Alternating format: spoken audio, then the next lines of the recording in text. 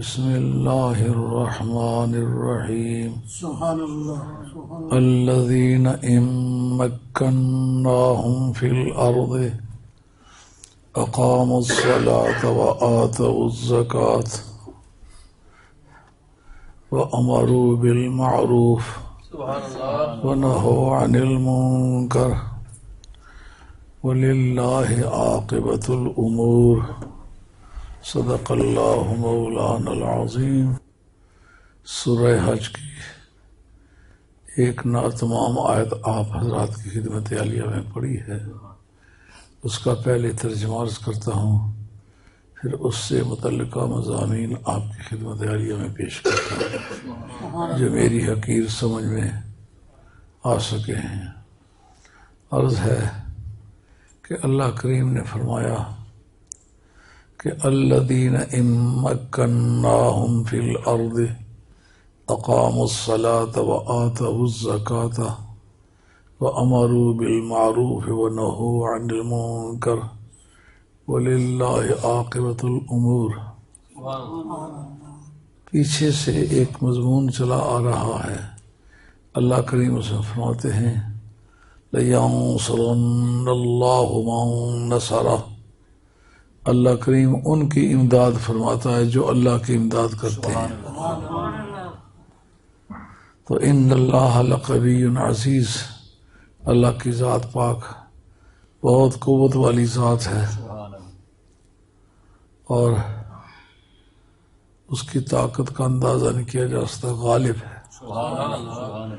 اچھا، وہ کون لوگ ہیں جو اللہ کی امداد کرتے ہیں، جن کی اللہ امداد کرتا ہے؟ اللہ کریم نے فرمایا الذین ان مکناہم فی الارض، کہ اگر ان کو ہم زمین میں تمکنت عطا کر دیں، ان کے پاؤں جما دیں،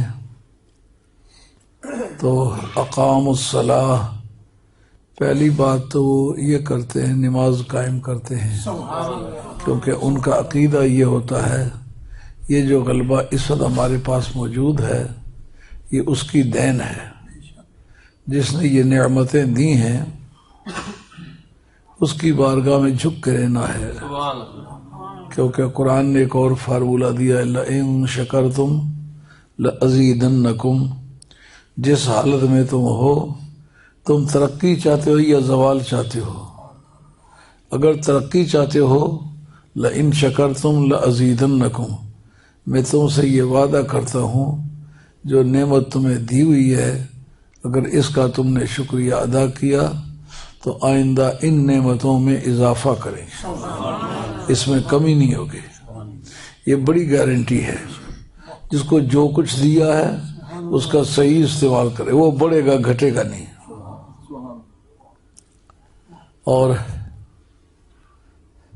اللہ کریم کے بارگاہ میں جو ہی ان کے پاؤں زمین پہ جمے، اقام الصلاۃ، نماز قائم کرتے ہیں، وآتوا الزکاۃ، پہلے اللہ کا حق ہے پھر سوسائٹی کا حق ہے۔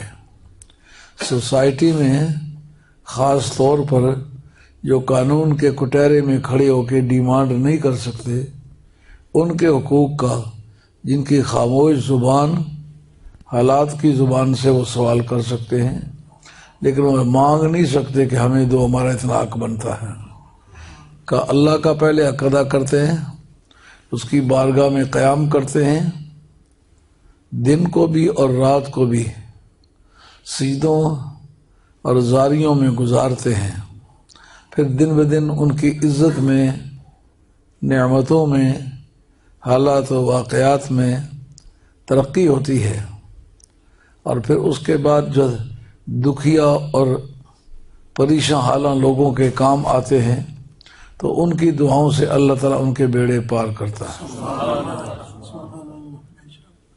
اقاموا الصلاۃ وآتوا الزکاۃ وامروا بالمعروف، نیکی کا حکم دیتے ہیں۔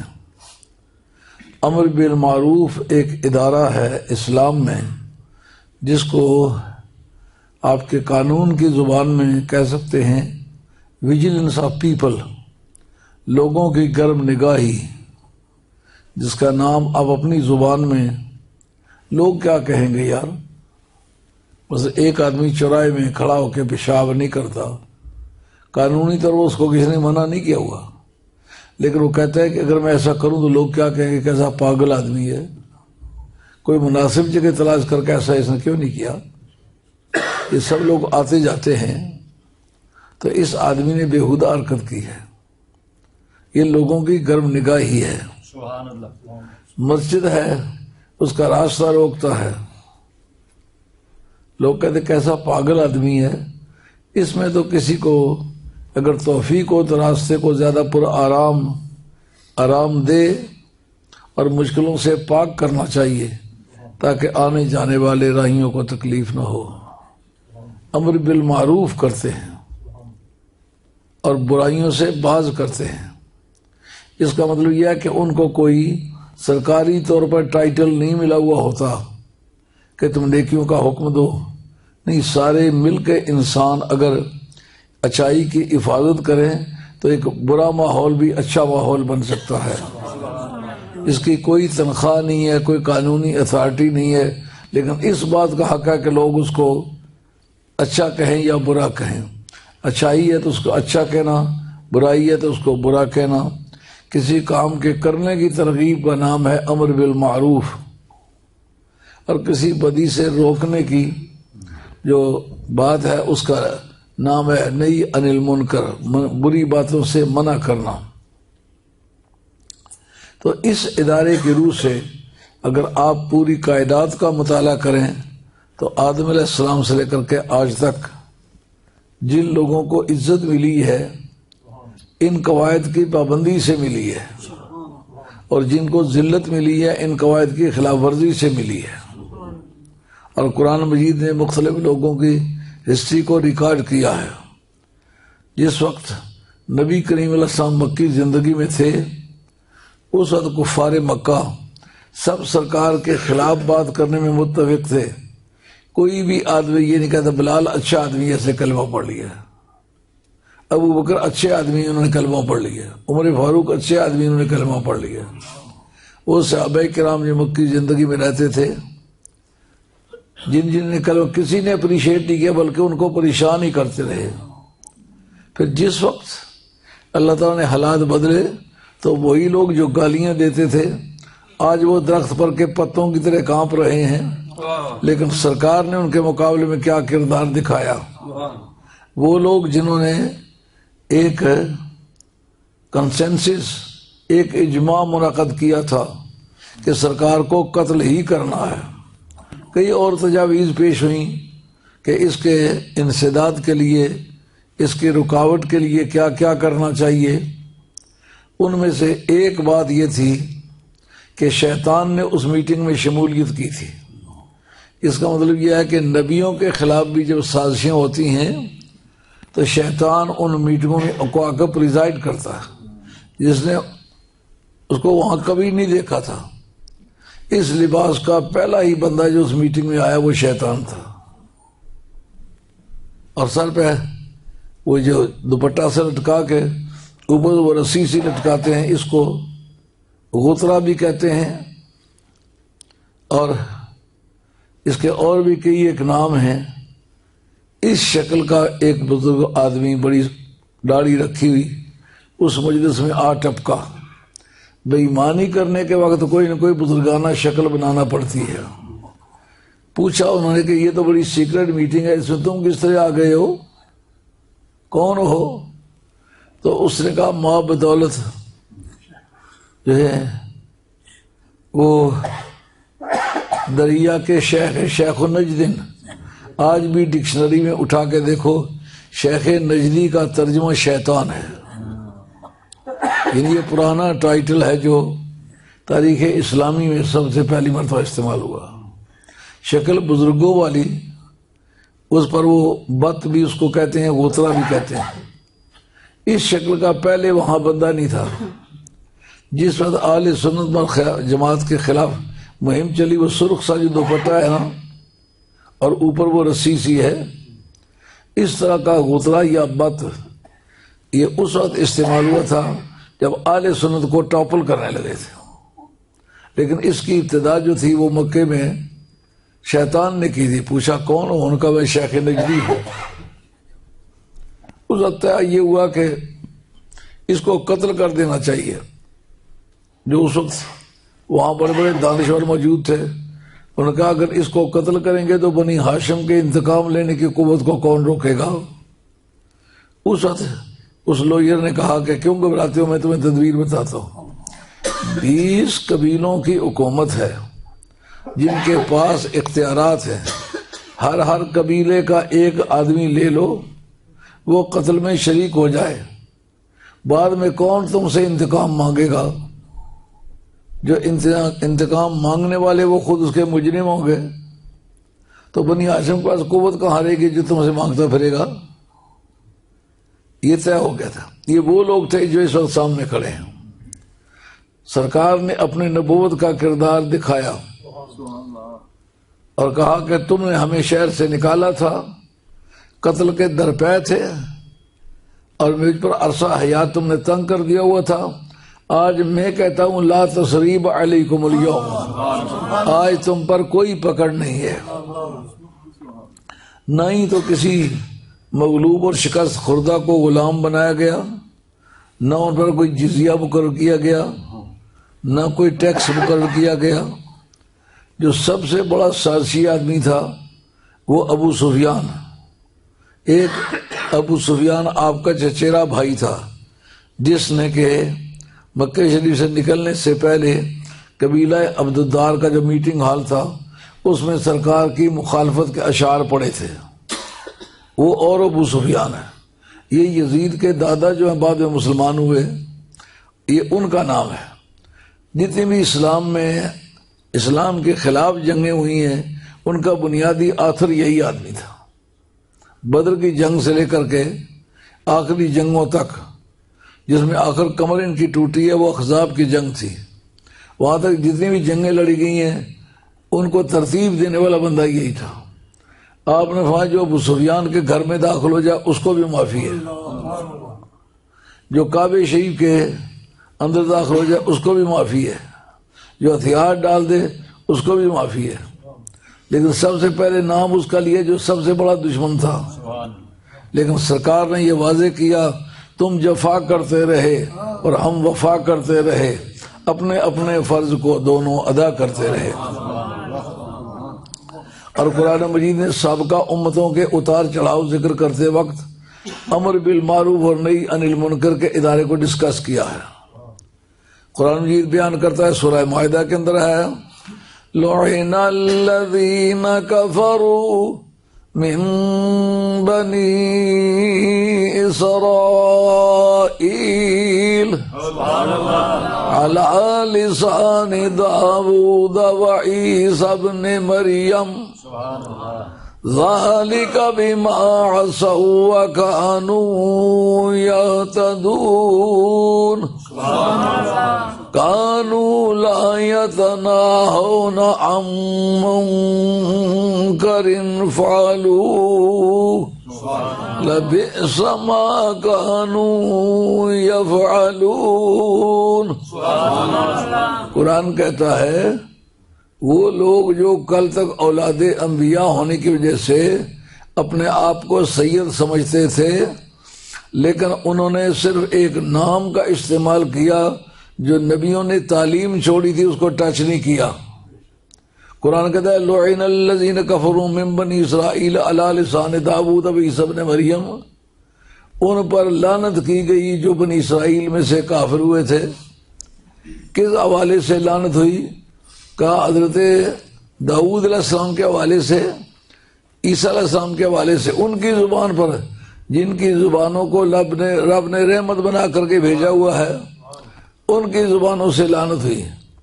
زبانوں کو کیوں کہا ان سے لعنت ہوئی؟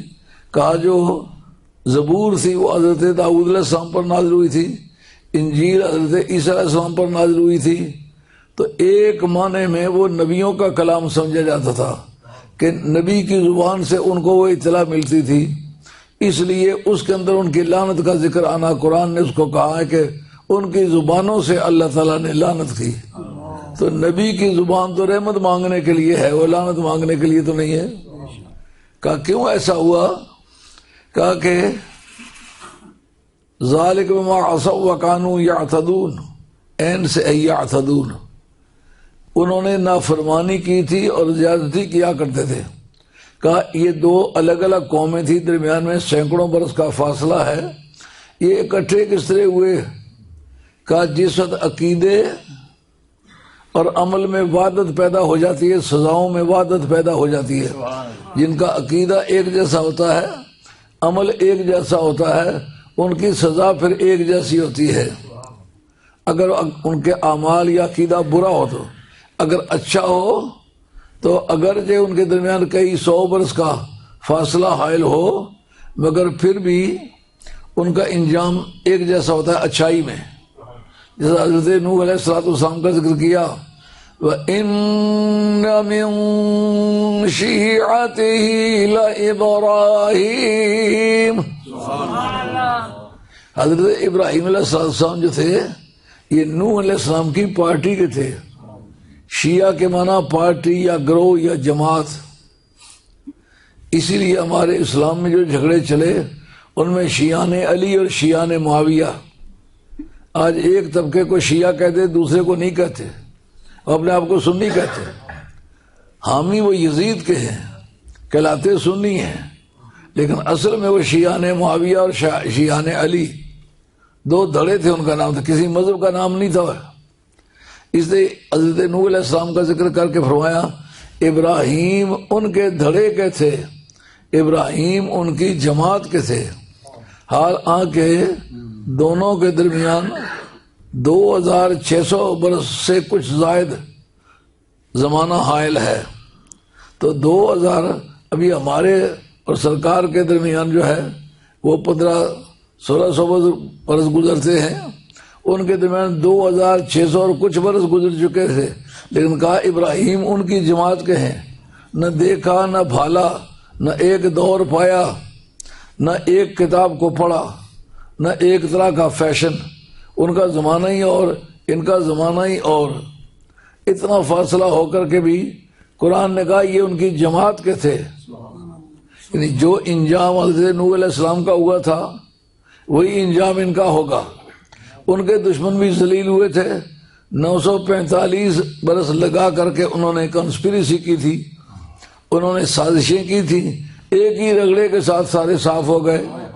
اسی طرح ابراہیم علیہ السلام کے ساتھ جھگڑا کرنے والا کل روئے زمین کا ایک فرمانروا نمرود نے کل روئے زمین پر حکومت کی ہے۔ یہ بات حدیث سے ثابت ہے کہ بخت نصر اور ایک نمرود، یہ دونوں خدا کو نہ ماننے والے پوری روئے زمین کے حکمران گزرے، اور خدا کو ماننے والے جو حکمران پوری روئے زمین پر گزرے ہیں وہ حضرت سلیمان علیہ السلام ہیں، داؤد علیہ السلام ہیں، اور آخر میں امام مہدی آخر الزمان ہوں گے جو کل روئے زمین پر حکومت کریں گے۔ تو اس مناسبت سے یہ سمجھنا بہت آسان ہے کہ جب اتنا زمانہ حائل تھا تو پھر یہ ان کی جماعت کے کیسے قرار پائے؟ جو اللہ تعالیٰ کی طرف سے خوشگوار نتائج حضرت نوح علیہ السلام کو ملے اسی طرح کے نتائج حضرت ابراہیم علیہ السلام کو ملے، لیکن جو مخالف دھڑا تھا ان کا، ظاہر ہے کہ اگر یہ ایک پارٹی کے ہیں تو ان کے مخالف ایک پارٹی کے تھے۔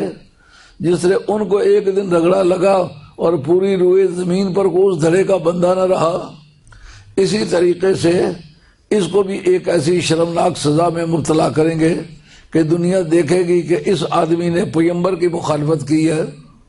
اب جناب ایک لنگڑا مچھر اس کی ناک میں چڑھا دیا، کہا تم سمجھتے تمہارے لیے کوئی آرمی آئے گی، کوئی شیر مارنے کے لیے آئے گے؟ اگر کوئی تم باعزت آدمی ہوتے تو ممکن ہے شیر بھی آتے، لیکن تم نے کام ایسا ذلیل کیا ہے کہ دنیا میں سب سے زیادہ ذلت آفرین قسم کی سزا تمہیں دیں گے۔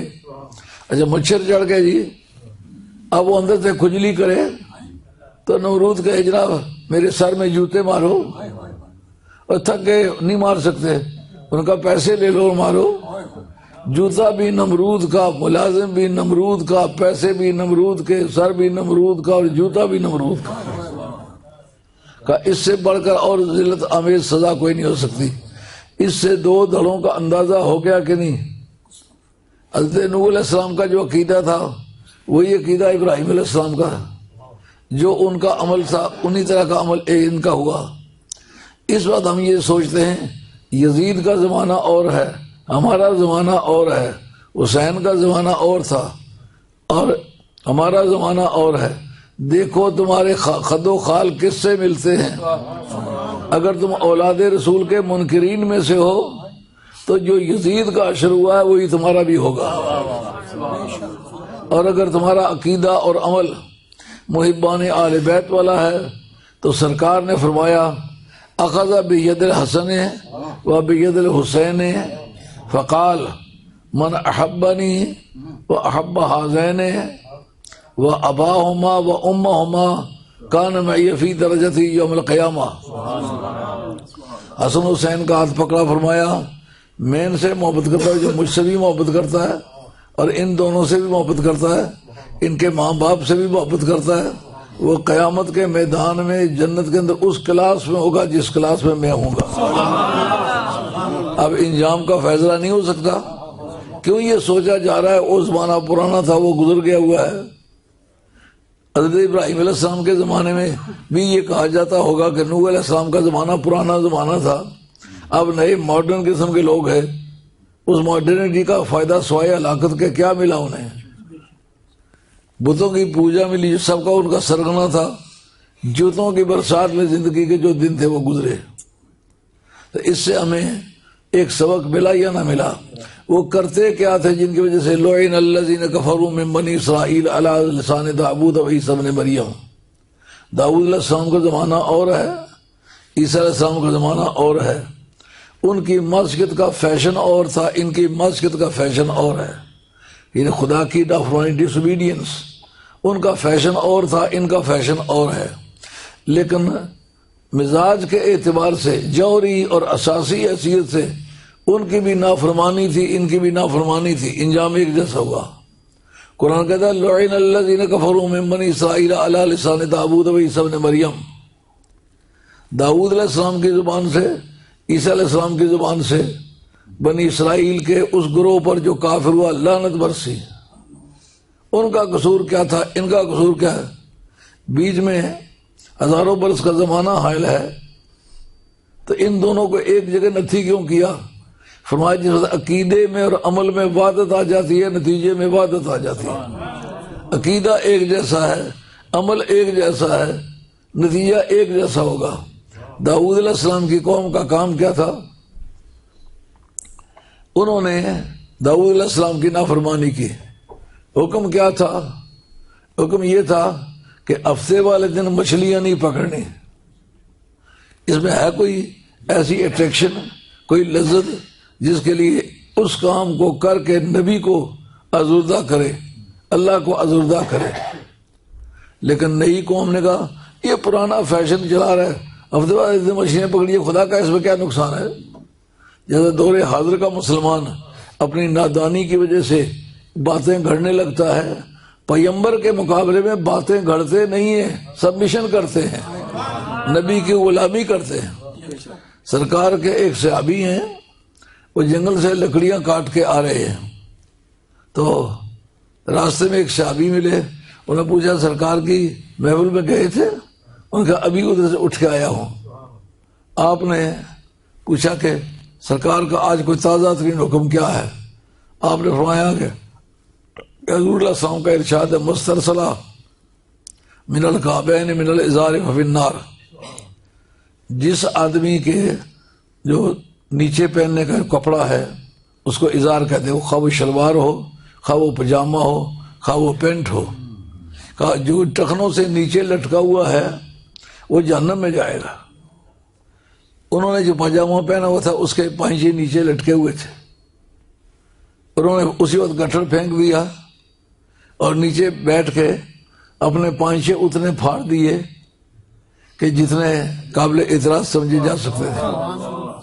انہوں نے کہا گھر جا کے درزی کو دے کے کسی طریقے سے سیدھا کرتے، یا خود بیٹھ کے پھاڑ کیوں دیا ہے؟ ان کا زبان پیغمبر سے جو پیغام مجھے مل چکا ہے اس کے بارے میں اور کوئی تفصیلات نہیں معلوم کرنا چاہتا۔ اگر اس کے بغیر میں گھر چلے جاؤں تو میرا یہ گھر کی طرف قدم نہیں اٹھے گا، جہنم کی طرف اٹھ جائے گا۔ اور آج کے مسلمانوں میں ایک فیشن چلا ہے، جتنے بھی وہابی ہیں شلوار گردن کے ساتھ کیوں نہ باندھنی پڑے، لیکن وہ ایک کرتے پنڈلی کے موٹے حصے تک اس کو ننگا رکھتے ہیں۔ یہ مسئلہ بھی سمجھنے والا ہے۔ امام قرطبی نے اور دیگر محدثین نے اس پر گفتگو کی ہے۔ ان کا کہ دراصل قصہ یہ ہے کہ ہر کام کی جوہری اور اساسی حیثیت کو دیکھا جاتا ہے۔ یہ جو سرکار نے منع فرمایا، کیوں فرمایا؟ فرمایا کفار مکہ کی عادت تھی اپنے مشرک ہونے کو ظاہر کرنے کے لیے کپڑا فالتو گھسیٹ کے چلتے تھے، تہ بند باندھتے تھے، اور بندہ وہ جا رہا ہے اس کا شلوار جو پیچھے کپڑا ہے تہ بند ہے پیچھے لٹک رہا ہے، باقی سارا کپڑا ٹھیک ٹھاک ہے، اتنا پھٹ جاتا تھا۔ تو یہ ان کے مشرک ہونے کی علامت تھی اور اپنے آپ کو بڑا ظاہر کرنے کے لیے۔ اس موقع پر حضرت ابوبکر صدیق رضی اللہ عنہ کا عمل دیکھنے والا ہے۔ آپ کا پاجامہ ہمیشہ ٹخنوں کے نیچے ہوتا تھا۔ وہ کہا یا رسول اللہ، آپ نے فرمایا کہ مسترسل من الکعبین من الازار ففی النار، کہ ٹخنوں سے نیچے اگر ازار لٹکی ہوا تو جہنم میں جائے گی، تو میری تو کبھی اوپر اٹھی نہیں، کیونکہ ان کے کولوں پر گوشت بڑا کم تھا، تہ بند باندھتے تو وہ نیچے لٹک جاتا تھا، بار بار اوپر کرنا پڑتا تھا۔ سرکار لست من الخیلاء، تو تکبر کی وجہ سے یا شرک کو ظاہر کرنے کے لیے یا مشرکین کا پارٹی کا ہونے کا ظاہر کرنے کے لیے تو نیچے نہیں لٹکاتا، بلکہ تیری فطری کمزوری ہے کہ تیرے کولوں پر گوشت کم ہے۔ اس جگہ ہمارے فقہ نے مسئلہ بتایا ہے کہ جو چیز ممنوع لغیر ہی وہ جائز لذاتے ہی ہوتی ہے، یعنی ہے وہ جائز ہے لیکن کوئی اور وجہ پائی گئی ہے جس کی وجہ سے اس جواز کو آپ استعمال نہیں کر سکتے۔ جیسا سالی کے ساتھ نکاح اپنے طور پر جائز ہے، لیکن سرے دست وہ منع کیوں ہو گیا؟ کہ اس کی سگی بہن جو ہے وہ نکاح میں ہے، ایک نکاح میں دو بہنیں نہیں آ سکتی۔ اب کب تک وہ ناجائز ہے؟ جب تک وہ بہن زندہ ہے۔ اگر وہ فوت ہو جائے یا اس کو طلاق دے دے، طلاق دینے کی صورت میں عدت گزارنی پڑے گی، پھر سالی سے نکاح کر سکتا ہے، لیکن مر جانے کی صورت میں اسی دن وہ نکاح کر سکتا ہے۔ یہ ممنوع تھا لیکن ممنوع لغیر ہی تھا، ممنوع لغیر ہی ہو تو جائز لذاتے ہی ہوتا ہے۔ آگے بات خیال میں؟ تو اب اس صحابی نے کیا کیا؟ گٹر پھینک کے اسی وقت اپنے پانچے پھاڑ دیے۔ انہوں نے کہا میں یہ نہیں سمجھنا چاہتا سرکار نے کیوں فرمایا ہے، میں سرکار کا غلام ہوں، غلاموں کا حق نہیں ہے پوچھیں کیوں، جیسا فرمایا ویسے کرنا ہے۔ سمجھ آئیے بات؟ پیغمبر کی ذہانت پر، پیغمبر کے دانش و بینش پر بھروسہ نہ کرنا، اس کے مقابلے میں اپنے اٹکل پچو کے گھوڑے دوڑانا، یہ مسلمان کا کام نہیں۔ انہوں نے کیا کیا؟ ان کا مچھلیاں ہفتے والے دن پکڑی جائے، اس میں خدا کا کیا نقصان ہے، پیغمبر کا کیا نقصان ہے؟ جیسے دور حاضر کے لوگ نہیں کہتے ایک دن عید پہلے ہو جائے تو کیا حرج ہے؟ کچھ لوگ ایسے صوفی قسم کے ہیں کہتے ایک دن بعد ہو جائے تو کیا حرج ہے؟ اس پر سخت پابندی ہے، حتیٰ کہ روزے کو اس غرض سے لٹکانا کہ یار سارا دن روزہ رکھا ہے، اب اگر 10-15 منٹ لیٹ بھی ہو جائے تو کیا مذاق ہے؟ سرکار نے اس کی سخت مذمت کی ہے، کہا خدا کے قانون میں اپنی رائے کو استعمال کر کے اس کی سرحدوں کو نہیں توڑنا، اس کو قائم رہنے دو، اس کی وجہ تمہیں ممکنہ معلوم نہ ہو لیکن خدا کے نزدیک اس کی کوئی وجہ ہو۔ اب جناب مچھلیاں پکڑنے والوں نے کہا ہم تو پکڑیں گے، اللہ تعالیٰ نے ان کو اس آزمائش میں ڈال دیا اور دنوں میں مچھلیاں نہ آئیں، لیکن ہفتے والے دن ایسا جیسا کہ گھڑ دوڑ کے گھوڑے نہیں ہوتے میدان میں مقابلہ دن دوڑتے چلے آتے ہیں، اس سے وہ سمندر سے مچھلیاں گردنیں اٹھائی ہوئی تو باہر نظر آئیں، اور انہوں نے کیا بدتمیزی کی کہ انہوں نے دریا یا سمندر کے کنارے جہاں مچھلیاں وہ پکڑتے تھے وہاں کنارے پر حوض بنا لیے اور مچھلیوں کو ہانک کے ان حوضوں میں بند کر دیتے تو دوسرے دن آسانی سے پکڑ لیتے۔ یہ ایلا تھا۔ رب کہتا ہے تم میری آنکھوں پر پٹی باندھنے کی ٹرائی کر رہے ہو؟ نہیں، میں جانتا ہوں تمہاری نیت کیا ہے، تم کیا کرنا چاہتی، جس کام سے میں منع کرتا ہوں اس کام کے کرنے کے لیے تم نے روٹ فالتو کاٹ لیا ہے، وگرنہ کام وہی کرتے ہو جس سے میں نے منع کیا ہے۔ اب جناب ایک طبقہ تھا جو نہ مچھلیاں پکڑتے تھے نہ پکڑنے دیتے تھے، ایک طبقہ تھا جو کہتے تھے ہم مچھلیاں خود نہیں پکڑتے لیکن لوگوں کو ہم کس طرح روک سکتے ہیں، ایک وہ طبقہ تھا جنہوں نے کہا ہم پکڑیں گے۔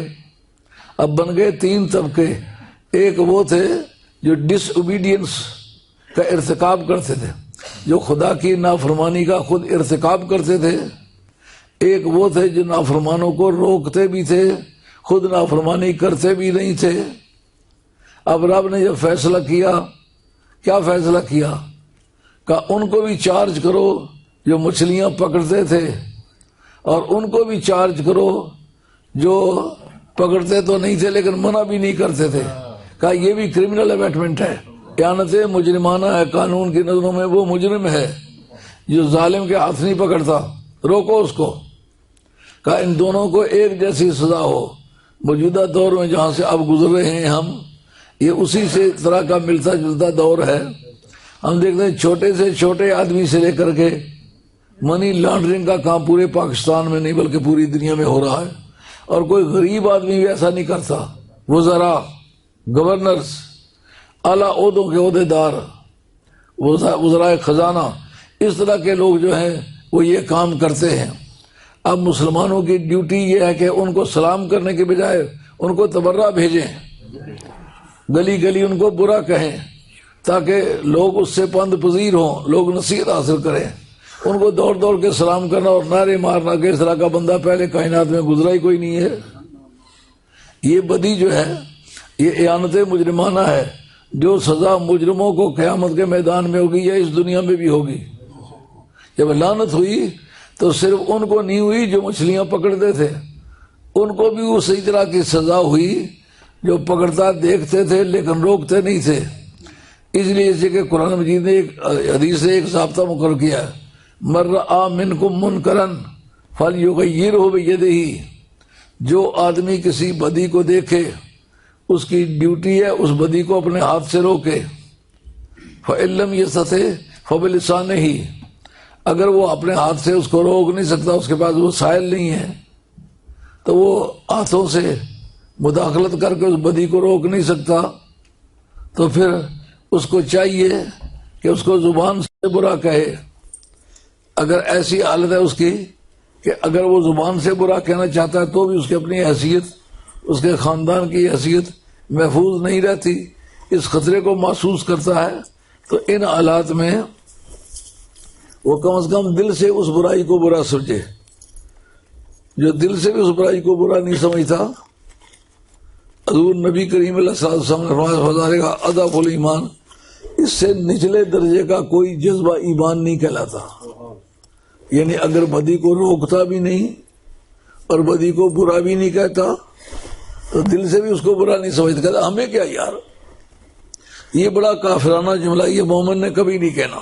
پرسوں میں اس بحث کو چیک کر رہا تھا، خیر البریہ اور شر البریہ، اس میں حدیث قدسی رب کہتا ہے مجھے سب سے برا وہ آدمی شر البریہ وہ لگتا ہے جو خدا کے نام کا مانگ لیتا ہے، خدا کے نام کا دیتا نہیں ہے۔ یہ بدی تو ہم نے بڑی بڑی بزرگ ڈاڑیوں والوں کو دیکھا ہے، ساری زندگی کہتے رہے یہ ایک دو تو اتنا ثواب ملتا ہے، یہ دو تو اتنا ثواب ملتا، خود کبھی دیتے نہیں دیکھے۔ اس نے بھی بڑا نقصان کیا، جو دیکھنے والا وہ سمجھتا ہے اگر اتنا کوئی اچھا کام ہے تو خود کیوں نہیں کرتے۔ انبیاء علیہ الصلوۃ والسلام لوگوں کو جب تعلیم دے رہے اس نیکی کو پہلے خود کرتے رہے تاکہ لوگوں پر اس پر خوشگوار اثر ہو۔ عرض کر رہا تھا کہ اس موقع پر آدمی سمجھتا ہے جو مجھے کیا، رب نے کہا یہ تیرا جملہ ہے نا، اس سے ان کی حوصلہ افزائی ہو رہی ہے۔ اگر سارے مل کے ان کو برا کہتے، ان پہ ہوٹنگ کرتے، ان پہ آوازیں کستے، ان کو ملامت کرتے، تو انسان تھے کسی نہ کسی موقع پر متاثر ہو کر اس بدی کو چھوڑ جاتے۔ تمہاری اس خاموشی نے، اور بڑی تماشے کی بات لکھی ہے امام قرطبی نے تفسیر قرطبی کے اندر اسی موقع پر، انہوں نے کہا ان میں سب سے بڑا عیب، خواہ وہ مچھلیوں پکڑنے والا دن ہو یا عیسیٰ علیہ السلام کی نافرمانی کا بات عرض کرتا ہوں، کہا اس میں وہ لوگ جو اس قوم کے علماء تھے وہ اگلے دن منع کیا کرتے تھے، روکتے تھے، سزا بتلاتے تھے، دوسرے دن کانو جلیسو و شریبو و اکیلو، وہ دوسرے دن کے ہم نوالا ہم پیالہ اکٹھے بیٹھ کے کھاتے تھے، وہ سارے کام جو بدی والے کرتے تھے یہ بھی کرتے تھے۔ یعنی اس وقت علماء نے، اس وقت کے مذہبی دانشوروں نے یہ بدی کی کہ دیکھا کہ حالات کا پریشر بہت بڑھ گیا ہے، اس جگہ وہ سرنڈر ہو گئے، جو کام وہ کرتے تھے یہ ساتھ مل کے کرنے لگے، اور جس طرح کا فیشن انہوں نے بنایا ہوا تھا مل کے یہ فیشن اسی طرح بنا لیتے۔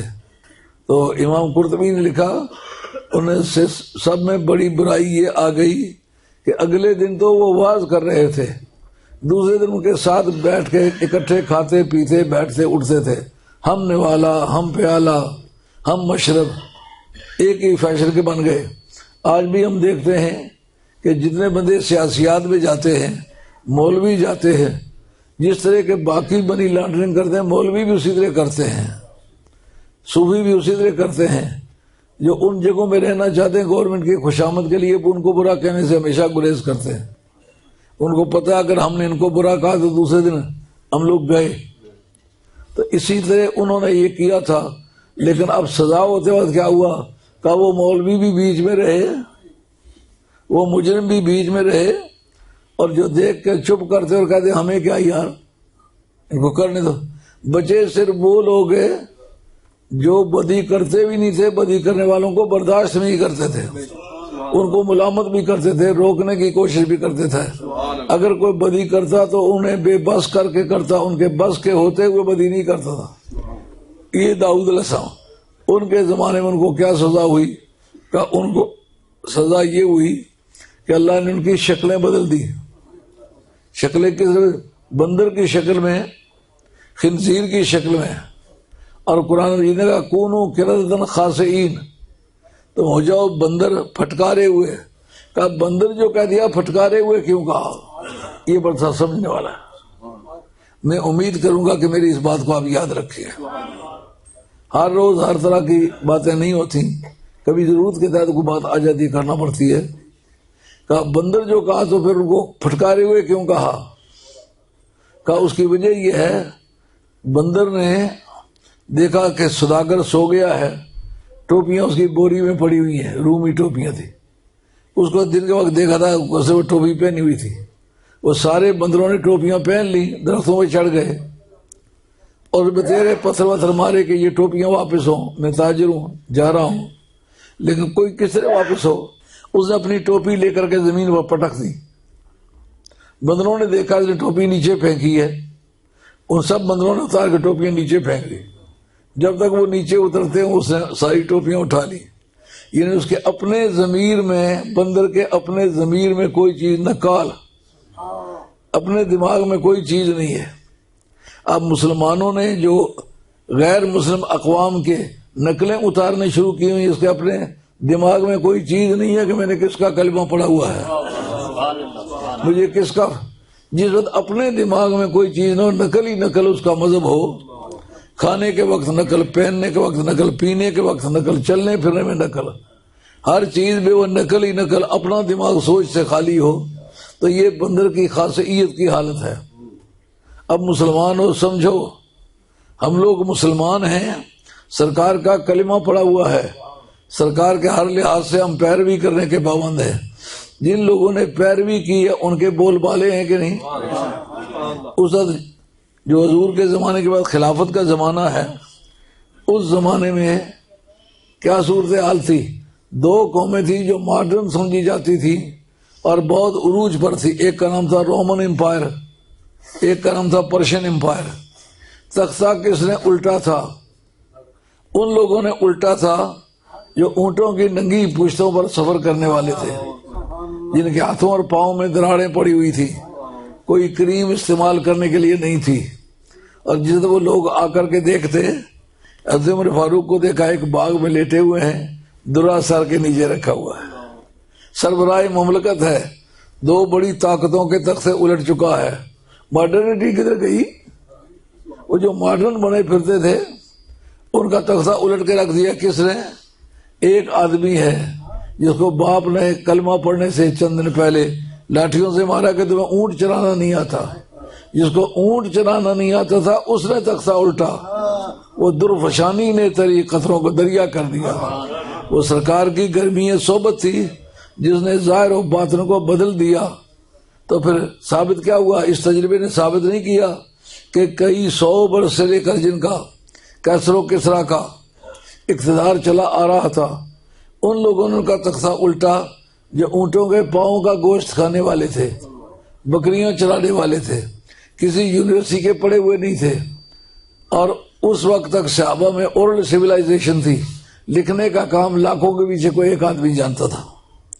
تو جن کو لکھنا نہیں آتا تھا، پڑھنا نہیں آتا تھا اور کوئی ویل سویلائزڈ قسم کے سٹیزن نہیں تھے، صرف سرکار کی غلامی کا توق انہوں نے پہن کے اس پر عمل کیا جو سرکار نے فرمایا تھا.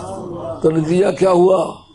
مسلمان تاب مسجد سب کشیدند گرے بانے شہنشاہ دریدن. جب سے لے کر مسلمان مسجد کی حدود کا پابند رہا، جو کچھ وہاں کی تعلیم تھی اس کو پورے معاشرے میں اپنایا، تو بادشاہوں کے تاج و تخت ان کے پاؤں کے نیچے رندنے لگے.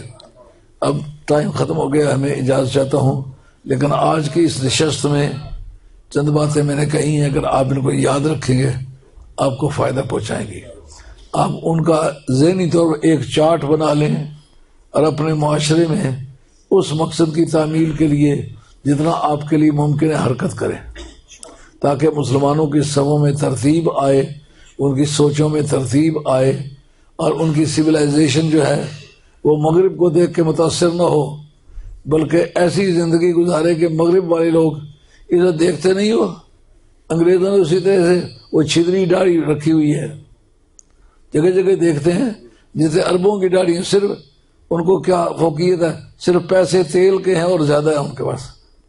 صرف اتنی بات کو دیکھ کے انہوں نے ان کا فیشن اپنایا کہ نہیں؟ اگر مکمل طور پر سرکار کے غلام بن جائیں تو سر سے پاؤں تک مغربی مالک سارے ان کی تہذیب و تمدن کو قبول کر لیں. وما علینا الا البلاغ المبین وآخر دعوانا ان الحمد للہ رب العالمین. الصلاۃ والسلام علی رسول خیر خلقہ محمد وآلہ وصحبہ اجمعین.